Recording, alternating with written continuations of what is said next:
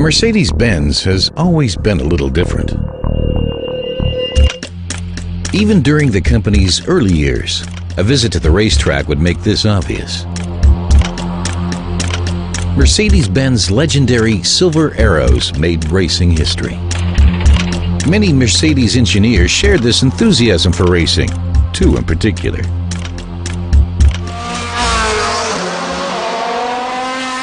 I met Aufrecht at Mercedes. We had a fight the first day we met because our temperaments are so different and because we had different roles. We built an engine for the racing department. That had to be done in addition to the other work. In the end, our customers more or less forced us to start a company. Before, we were working on cars at night, after work. For about 2 years I was doing that after work, on Saturdays, Sundays, at night. At some point I collapsed while riding my motorcycle and I realized I just couldn't do everything. But Aufrecht was the real driving force to start a business, and he convinced me, pleaded with me to do it. Melchior has so much intelligence, so much genius, that I knew I would be successful with him. We use a name that has both elements. The A stands for Aufrecht, and the M for Melchior, and G is for Groß Aspach. Mercedes had direct fuel injection, and we could only use fuel injection engines for races because you needed the performance to beat the BMWs and the Jaguars. I covered all the furniture in Aufrecht's apartment with drawings. I drew the direct injection on this improvised drawing board and built fixtures. And then, in Aufrecht's basement, we built the first direct injection designed outside of a large company, the 300 SE. You would tune a BMW or a Volkswagen, but never ever a Mercedes.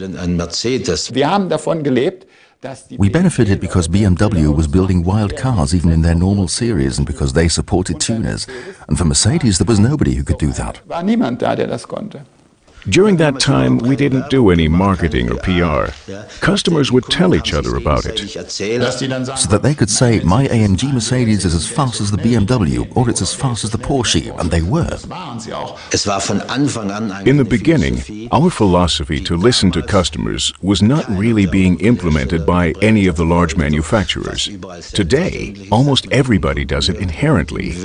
And in the mid-70s, we increasingly got requests that customers wanted exterior modifications, in addition to technology, and we met them. The 300 SL 6.3 was the first car that really kicked in, and with it, suddenly, a whole new group of customers.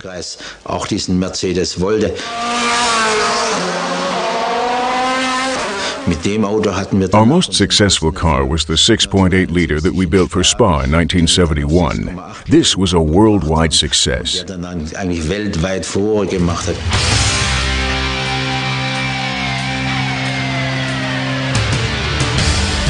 This was the beginning of a unique racing success story, one that is still continuing today.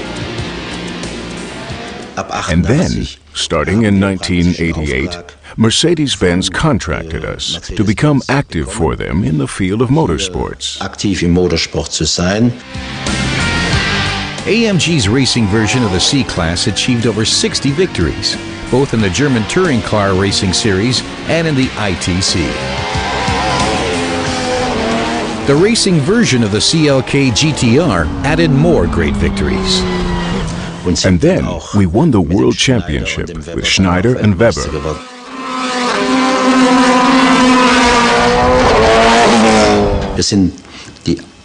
We are the only manufacturer who ever won an entire series.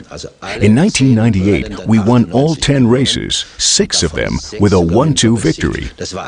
That was probably the best experience for me, because it was the first time that we designed a complete car, from the design to the suspension.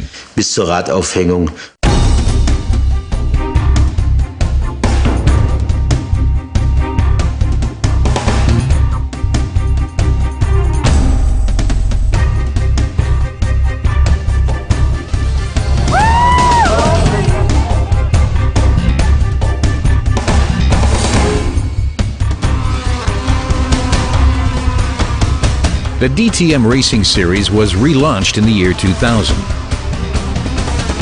Here, AMG plays a prominent role, even today, with Bernd Schneider, champion of multiple GT and DTM races, and ex-Formula One driver John Alesi.